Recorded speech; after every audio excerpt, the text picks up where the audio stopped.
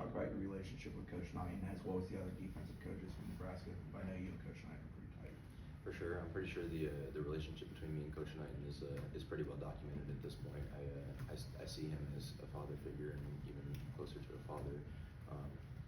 You know, he's seen me go through a lot of different adversity, and the fact that he stood by me through so much going on in his personal life, lots of different stuff that he's going through, and he incorporates me in all of that. It just means the most to me. But not even just Coach Knighton. You know, really, I have a really great relationship with Coach White as well.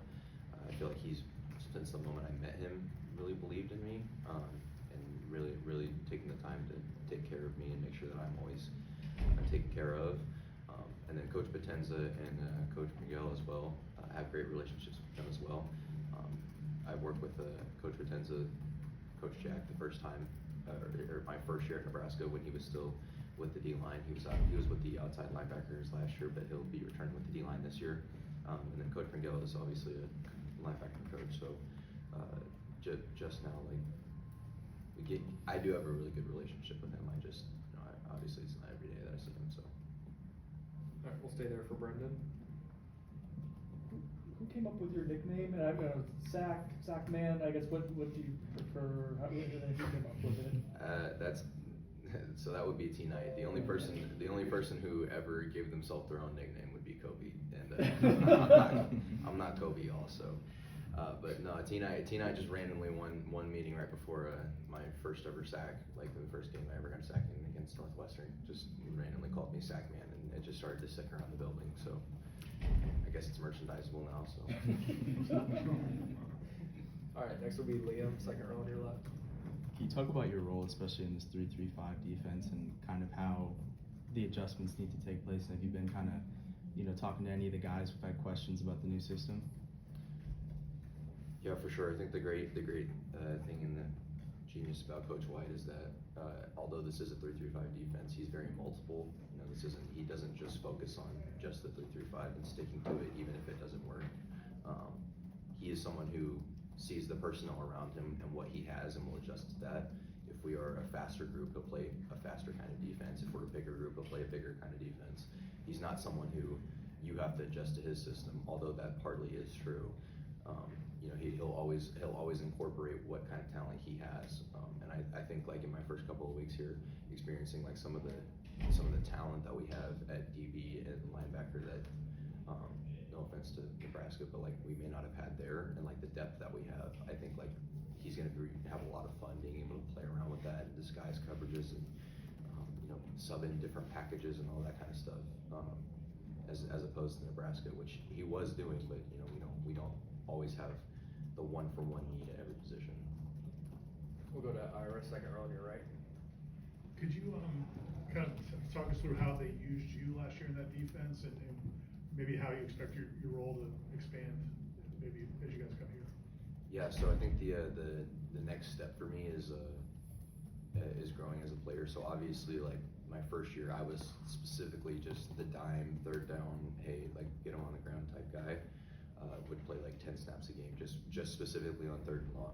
I think last year it was kind of the same deal, but it wasn't. It was a little different. Like if he would play the hot hand. We obviously had a deep group at D-line. Ty and Nash, I think, are going to be really dominant players in the NFL.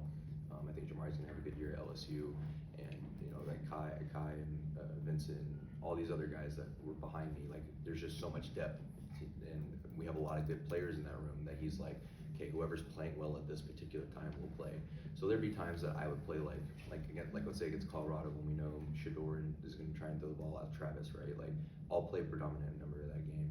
But like if we're playing Ohio State and we're in the horseshoe, like that's a big moment. Why would you not want your experienced veterans like Ty, Nash, and Jamari in there? So like they would play a lot. Obviously that's a little different this year. We're a little bit different as a group. We've got a lot of young guys in the room who I think can be really talented. So I think like a lot of that is just going to be like my veteran presence helping them out. But I think it could be a lot of a similar thing. T Knight's not someone who just plays like the old guys or the seniors just because he feels obligated to. He'll play whoever's good at football. All right, we'll go to Aslan, back row on your right. James, you talked about Coach Knight and your guys' relationship. Are are you comfortable at all talking about kind of the events that have made you to the man that you are now, and how much he's played into that? And if you're not, can you just maybe walk us through just being recruited, going to junior college, and then picking Nebraska and then picking here? So I think a lot of that is like, I wasn't highly recruited out of high school. No one knew who I was when I first appeared on the scene. So I think a lot of that is like his belief in me, him and Coach White, just like taking a chance on me. Like I was a kid who just showed up at summer camp and they were like, hey, like come join our Division I football program. This wasn't like I was joining the YMCA or something like that. So like that kind of belief in me, the fact that like there was like a bit of like a delay in my maturity process, and like being able to like do stuff the way they want it done, and like they didn't like just bail on me, and they stood by me. And then there's also a bunch of other matters that I won't get into, but it's just like I think like the way the belief that they've always had in me, not always saying like, hey, I believe in you, but it's also like, hey, like they're not gonna hold my hand into everything, but they'll also like they'll let me know like that I'm still loved, which is awesome. All right, we'll go to Jordan, third row on your left. James, correct me if I'm wrong, but this is your first time living in the South, obviously from Missouri and Iowa and Nebraska. Just what's that transition been like for you to Tallahassee as a whole, and then also just joining a new football team? It's great, man. 70 degrees outside in the middle of January. I'm not used to that. It's also like, I mean, it snowed here, obviously, for the first time in, like 30 years, and you guys, the entire town was shut down for 30 days of weather, so it's just like, I don't know, it's just like stuff I'm used to, like, that's just like everyday stuff in Nebraska. But it's nice, I really like it. I'm obviously gonna need to get used to the humidity in the summer, so, like, the fall, when we get to fall camp and we're in Jacksonville, I'm excited for that, just to be able to get used to it. Like, the furthest south I've ever lived was in Oklahoma, so like, obviously like the topography and the climate is gonna be significantly different. But getting ready for Alabama on the 30th is my #1 priority, and that includes being able to withstand the heat down here and just getting used to that. So, although I am glad that it's 70 degrees outside in the middle of January, when it's 110 in the middle of August, I'm gonna need to be ready for that, so. All right, we'll go back to Brendan, front row. You touched on a little bit about how your role has expanded a little bit year over year, and imagine the next step is for that to continue to expand. I guess what goes into that physically, mentally, like what do you see for yourself as the next steps for you as a player? Obviously being a leader in the room, like I told you guys, there's a lot of young guys in the room who I think are very talented, but obviously like experience is the biggest thing at this level. There's a reason Penn State is the odds-on favorite to win the national championship, as was Ohio State the year before and Michigan the year before. They brought back the most experience. The experience is like the biggest thing because of how changing the landscape of college football is. You're always like, you're never with the same guys. There are always going to be 15 to 20 people who come into the team every single year who are different and will leave every single year. You'll never finish with the same guys that you started off with. So I think like me being a leader in the room is probably the biggest thing, and Darryl helps a lot with that. You know, like you can tell that he's an experienced, like he already is like an NFL vet. It feels like to me, the way he carries himself, the way he works. I think like watching him and how he commands the room and commands the team. Really, I really feel like he's like one of the best team leaders. I think that's like the biggest thing for us, and that's what we need, because that was what gave us success at Nebraska. Like when Ty, who we knew would be a dominant NFL player at some point, would command the room and be like, hey, this is what we need, this is what we don't need. Like he's like, hey, we're not going 2-10 again this year. Like we're not gonna let like little mistakes add up and build up. All right, next will be Peter, second row on your left. Hey James, what would you say was the best advice from Coach Knighton or even from Coach White that really stood by you throughout being coached by them, or what the best teaching method that you really take from them from being coached by them? I feel like it's a cliche answer, but still working hard. T Knight's a very big advocator and like supporter of what Kobe does. You know, he's up here at 4:30 in the morning working out almost every single day, as long as he's not out recruiting. I take a lot from that. I'm someone who likes to work later on in the day, but like just making sure that like I get the extra amount of work every single day. You know, like I'm not just here to like be a recruiting face for you guys. I'm here to like dominate against Alabama. You know, like, and I want to like make sure like, hey, I'm not just good against Wake Forest. I'm ready for like Clemson and Miami and all those big games that we have. And Florida at the end of the year, like making sure that my body is ready and making sure that I'm specifically ready for the entirety of the season, and just like the extra work that goes into that, I feel like is like the number one thing that he taught me, because like the amount that I do now doesn't separate me from everyone else, because everyone else is always lifting, and everyone does tour duty, and everyone does like a couple of like running drills in the morning. Like that doesn't separate me from everyone else, and that's not like, I don't want to be like everyone else. All right, we'll go back to Aslan in the back. Can you go back to that summer camp when you met Coach Knight? Like, did you know like the night before, you're like, I gotta get a good night's rest, this is gonna be a big day for me? Like, did you realize it was gonna potentially change your life? Like, how much stock did you put into that day? And when did you start playing football, and where were you in your journey at that point? Yeah, I don't really get nervous for those kind of moments, so I don't want to say I was like nervous the night before, but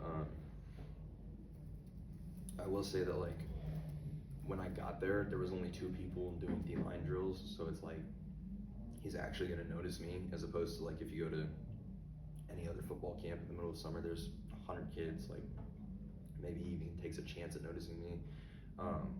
But like I think once I got there and like realized that like he actually genuinely cared, he wasn't just out there because like Coach Norvell forced him to be out there for his football camps, that way he got paid.